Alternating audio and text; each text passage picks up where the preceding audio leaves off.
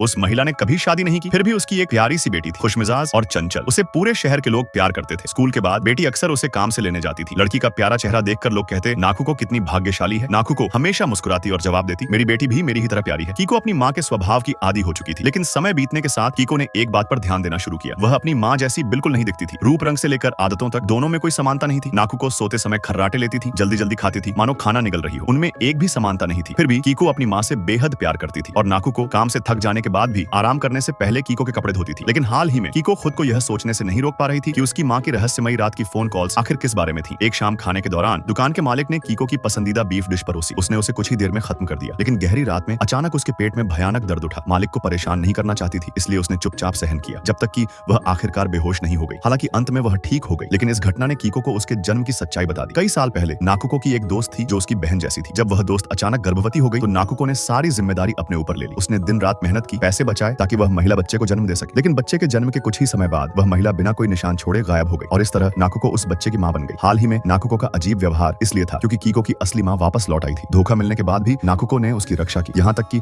उस बेटी को छोड़ने का फैसला भी किया जिसे उसने 10 साल से अधिक समय तक पाला था, सिर्फ उस दूसरी महिला की खातिर। कीको की नजरों में नाकुको शायद इतनी मूर्ख हो सकती है, लेकिन वह फिर भी वही मां है जिसे वह सबसे ज्यादा प्यार करती है। जब कीको बहुत छोटी थी और बोलना सीख ही रही थी, तब वह हर दिन नाकुको से चिपकी रहती थी। जो शब्द वह सबसे ज्यादा कहा करती थी वे थे, मां मैं आपसे सबसे ज्यादा प्यार करती हूँ।